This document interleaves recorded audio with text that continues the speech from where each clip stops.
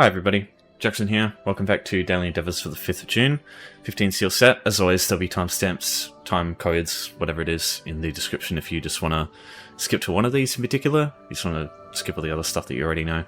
So, Amorphous Foes, Dual Seams, Digging Up a Chest and Treasure Maps, Damage in Battlegrounds, Cyrodiil and Imperial City. I need to point out that this is to players. It doesn't say it in the tooltip, but it doesn't work on NPCs.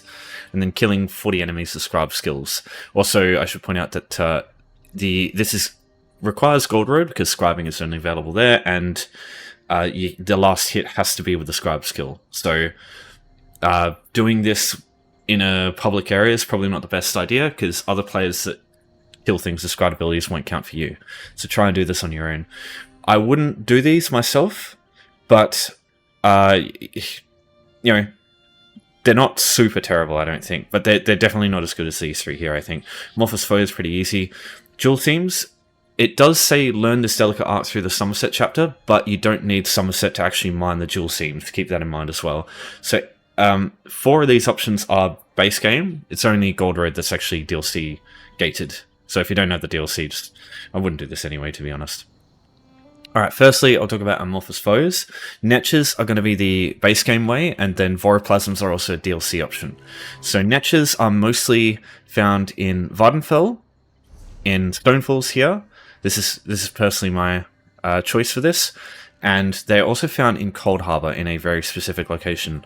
So right here, there's approximately 10 in this area here. I find these to be the least used by the player base, but that, you know, sometimes it's not the case. It's impossible for me to predict what it's going to be like because there's no real. Like, there are a couple of places that you can find them in instanced areas, like Darkshade Caverns 2, for example. But getting through Darkshade Caverns 2 on your own is a bit of a pain in the ass because of the first main boss. You have to beat the first main boss to get access to the second one, which is where you find all your niches. And that boss can be pretty rough on your own. You can do it pretty easily on like a dedicated, like, good damage dealer, but yes, not everyone has access to that, I'd say. So definitely go with Amorphous Foes. Now, the best places are this area here, just northwest of Starved Plain, there's about 10. This area, where is it, over here, just north of Shivering Shrine, more northeast, around this area here. This is I think the ideal place for finding your niches. So these here are what you're looking for. These niches here count as your Amorphous Foes. And you'll see over here, there's more niches over here. And if you keep going along this way, you'll also find more along the further side of the hillscape here. If you go too far, you'll start finding allets and spiders and stuff. But look around this area here, you'll find more than enough niches. Yeah, so more over here. Also have a look just west of Vivek's Antlers. There's a couple of niches around these areas too. Very easy way to get to Stonefalls if you haven't been there already, because it's a little bit of a trek getting over here. There's a house here you can use in home tours, and there's also a house here you can use in home tours, Cragenhome. So you use one of these. All you have to do is go home tours, browse homes, and look for the name in this list. Travel there, go out the front door, and then it'll lead you to wherever it is that the house is located. So in this case, Cragenhome, you just go a little bit northeast, and there you go, you're already there. So just get this way shown, you've got easy access to it. The other option is Voroplasms. You can find these in Blackwood and Murkmire. It says finding these things in Black Marsh, but I need to point out that Shadowfen, I'm pretty sure is considered Black Marsh. You can't find. I don't think you can find any niches or Voroplasms here. I'm pretty certain. So yeah, these two are the places you want. There's a bunch of Voroplasms in this area here. This world boss, if you take him down to like certain health levels, he will summon a bunch of Voroplasms. And what the Voroplasms do is they go around to these skeletons here and they turn them into Voroplasm skeletons. And both the Voroplasms themselves and the skeleton Voroplasm versions both work. So you can kill those, but just keep in mind they are quite tanky. And then there's also some Voroplasms over here and some Voroplasmic corpses here. So those corpses are what the Voroplasms summon over there. And apart from that, there's a couple of Voroplasms in Silent Halls. There's probably one of the best places for Voroplasms is Orkrest, the world event there. If you go out here, through here, there's a door latch you can go down, or like a trapdoor. You go through there, you go through past the skeevers, and this area here, Nautical Clog, there'll be some Vora puzzles over here. There's like 5 or 10 around this area here that you can use as well. Yeah, unfortunately, none of these are instant, so your mileage might vary on which ones of these you can get access to. Right, so treasure maps. If you need to find a treasure map yourself, there are 2 ways I would suggest doing it. One is to kill large groups of enemies, because sometimes the enemies can drop treasure maps, but also chests. So if you do a couple of dolmens for a bit, you might get a treasure map from dolmens. The other way is to use guild stores, because if you go miscellaneous, trophy, and you go superior, you could also just type treasure map in here and just remove this if you want. But this will show you all the treasure maps. Now, some of them are DLC related. Galen, for example, you need Fire Song to be able to access that one.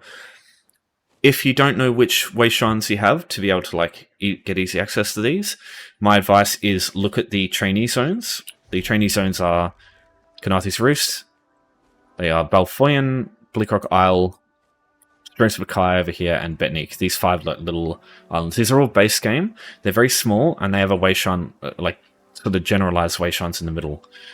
You need to get access to them at first. There's always a boatswain in the starter zones, Oridon, Stonefalls, and Glenumbra, to get access to them in the docks of the starting way shrine town that you always have access to on any character. So you just got to find which boatswain takes you to these areas. So if you're going to look for maps, I wouldn't spend anything more than 500 gold on one, because odds are there will be heaps and heaps of maps that are easy to use. Like in this case, this one's not great for its options. Hughes Bane would be pretty good if you got Thieves Guild, and obviously if you got Southern Elsewhere, these would be good. But yeah, most of these are pretty average. But yeah, just remember to look for those trainee zones. Those tend to be, I think, the easiest ones. So here's one I prepared earlier. So what I advise you do, if you're on PC, there's an add-on you can get called Lost Treasure. I'll link in the description. This gives you like X marks the spot on the map, so you can just easily find them when you buy those maps on guild stores and find them and whatnot. So yeah, just if you find treasure maps, just like hold on to them, a couple of them in your inventory whenever these endeavors come up, and it'll just make it easier for yourself in the long run. Just only a couple, and try to get like the trainee zones. Those are the best, I think. If you don't have the access to, like, if you're on console and you don't have add-ons yet, I'm pretty sure they're coming soon, but if you don't, there is a website, there's a couple of websites that you can look up. You just type in the treasure map and then just ESO. Probably not even ESO. When you do, it'll give you a image of like the map and where to find it as well, just like it would here. It's just like it give you a symbol that you can look for. Just bring that up on your browser or your phone or something while you're doing this. So it comes up as a dirt mound here. You don't even need to loot the chest itself. You just need to, unearth the treasure chest. But I do suggest looting the chest because you can get some good things from them sometimes. Okay, jury seams. So firstly, I'll link another thing in the description. This will be jewelry crafting materials. So this thing here, if you scroll over these, it'll give you a image of what the specific node looks like. So what spawns depends on 2 things. Firstly, the engraver passive here. This is it's a 50% chance between this and your max and your current level. So if your character was like level 40, for example, you'd get the second one. So you'd get copper, because that goes from 26 to 49. So it just depends on a couple of things. What I would do is just take a quick look at all of these different types of jury nodes, just so you know what to look for. Because once you know what one of these looks like, you know what every single node of that type looks like. They all look the same. The other things are, if you've got the jewelry crafting passive, so if you don't have this DLC, you'll get pewter, and you'll get whatever your level is. So usually you'll get pewter and platinum. But yeah, the Keen Eye Jewelry passive, if you've got the DLC, you can get this too. But what Keen Eye does is, if you get close enough to jewelry, it adds like a glowing effect. So if I put this on, yeah, see what I mean? It just like glows. Now, the more passives you put into that, the further away you'll be before the glow starts coming up. So it can be handy, but I tend to find I don't struggle to see these from far away, just because they're very specific the way they look. But yeah, get this if you need it. There's a champion point passive that you want too. or a champion point star called Master Gatherer. This one here reduces the time it takes to harvest these materials, so this can drop the amount of time you need to do this one as well. And then I'll also add yet another thing in the description. HarvestMap.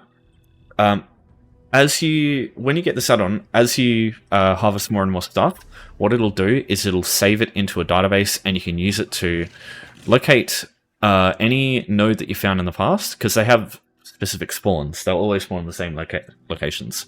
The only thing is, the blacksmithing nodes, they share spawns between like the ores as well, so you can get both. So sometimes you'll see rubidite ore, or like blacksmithing ores, and it won't count for this endeavor. Oh yeah, here we go for an example here. So if I grab this, it won't count. Even if it gives you platinum, it won't count. It's kind of silly. Yeah, worth mentioning there too. But as for what zone to pick, the only one that's really different from the rest is going to be Craglawn, because every time you harvest like a Jury Seam node, as an example, you'll get a chance to get something called Known Crux.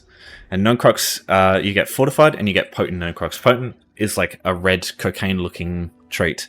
These sell for a fair bit of gold, so you can make a little bit of extra gold on the side. Especially handy if you get one of these and it kind of like pays for the treasure map that you'd need to buy if you don't have one. You know, that sort of thing can help. Or, you know, you can get these, give them to someone and they can craft a bunch of researching known home stuff for you so that you can get your traits unlocked. Really handy if you haven't got a 9 trait item yet, for whenever those crafting endeavors come up, can be quite helpful. Now the last thing is surveys. So if you have Somerset and you do writs on like frequently, you will get surveys for jewelry crafting, and you can use these to complete this endeavor as well, because they give you 6 nodes and you only need 5. So it's you can get from a single survey, you can get this endeavor done, and it's pretty quick because they always spawn at the same location based on the survey, and they're instants too, so nobody else can actually steal those versions of those nodes. The only thing is, if it's your last survey, you know how I feel about it. Keep it personally, because it will slow this endeavor down, but in the future, like, you'll see survey endeavors that require you to do one, and if you don't have a survey for those, you can't do them. So I'd prefer myself keeping these surveys in like just 1 or 2, but it's your choice. I won't judge you whichever choice you make, because yeah, it definitely is quick just doing a survey or 2. As you can see here, sometimes you'll just go through and you'll find a bunch of stuff pretty quick. But yeah, can vary greatly depending on the location. If Craglawn's too busy, because sometimes it gets pretty crazy, because everyone's got the same idea, find that red cocaine, just go to a different zone. Every zone in this game has tons of blacksmithing ore nodes. You just got to know where to look and what they look for. What they look like. I guess it can also help if your character's fast. I have like a speed build if you want to look that up. I guess I'll link that in the description too. Also, make sure you mount super quick too. Get your riding skill up. If you haven't got it already, get the continuous attack passive to increase your mount speed as well. And there's also a champion passive that increases your mount speed. And it's the amount of points you need for this has been reduced with the new patch. So it's as good a time as any is to try and run this thing if you can. If you got the champion points. Okay.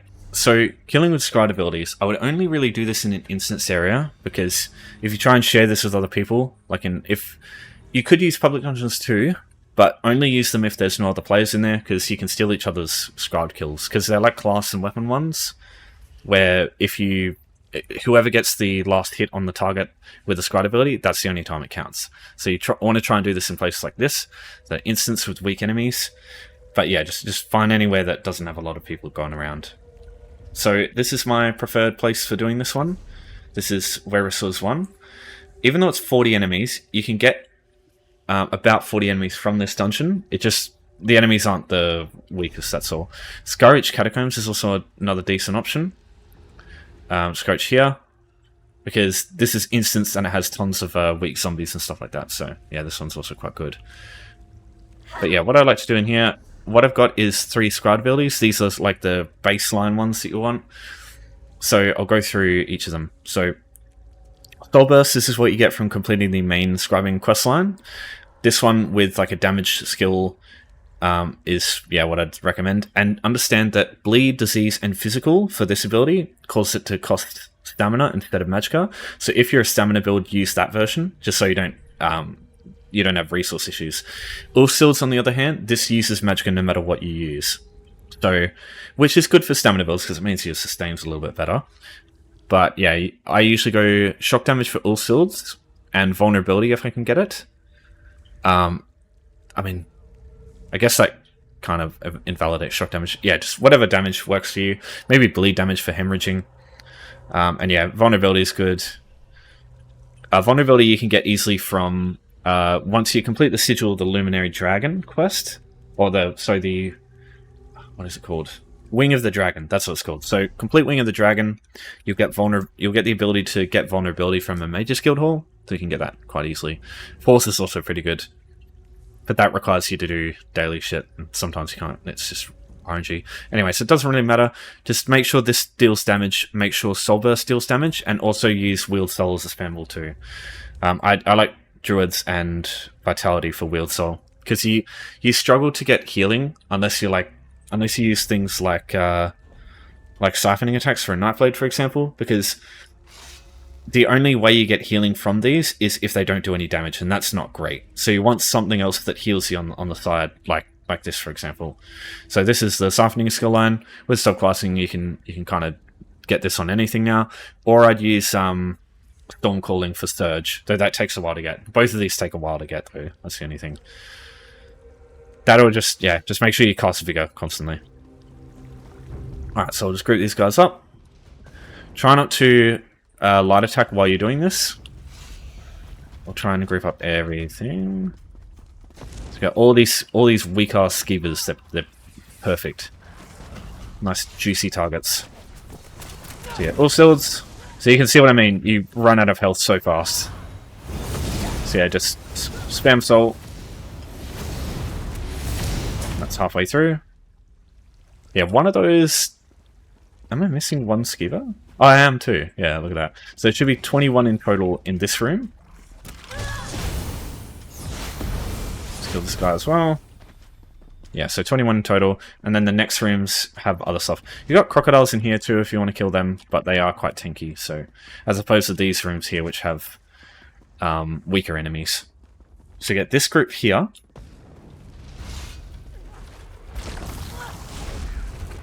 So what I do is I group them up like this. Ulfsild's, Vigor, Soul Burst, and just use those in conjunction with each other. Now, you might not get all the kills with your Scribed abilities, but that doesn't matter. So now we've got this group here, and we've got the skeevers in the corner. So what I'll do is I'll grab this group, go upstairs. And what this does, why I'm going into these corners like this, it pulls all the ranged enemies into a very specific location. Normally, anyway. Sometimes if you don't attack them at first, it goes a bit jank.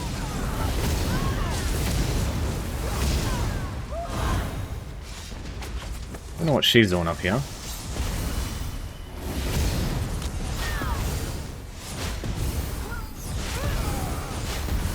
Yeah, just trying not to light attack here, because light attacks will steal the kills. And then we've got this group up here, Ulfsild's, and then Soul Burst. And there you go, so...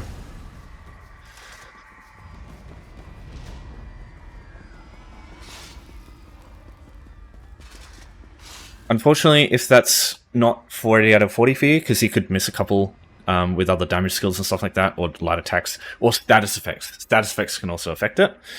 Don't stress too much, because you'll get a lot, and then just go outside to another place, like a really obscure location, like, for example, up here somewhere where the spiders are or whatever, and just kill a bunch of them with your spam ball, and that will be all the rest that you need. It's probably like 5 or so.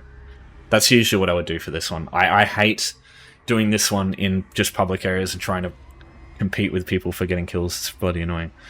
But yeah, like I said, not a fan of this one, just because of it requires 40 enemies, whereas the other ones usually require 20, so it's just a pain in the ass. And yeah, I don't suggest doing this one at all, just because sometimes Cyrodiil is unlike these ones, where the stuff will always be in preset locations. This one, either players can just run around and you might not find them, or as soon as you find them, they'll kill you instantly and you just can't do any damage. Or you do Battlegrounds and it takes a while to queue. By the time Battlegrounds queues, all these will already be done. So I usually just avoid this one. The only thing I would try, if you want to do this one, is see if you can go to either an enemy keep that's under siege or stay at one of your own and grab some siege weapons of your own and like shoot enemies. That's usually the quickest way to deal lots of damage in PvP areas. But yeah, as I said, wouldn't recommend it. Alright, if you got any questions, as always, just let me know. But that's Daily Sun, so thanks everyone for watching. Thanks for your support as always. I'll see you next time, and take care.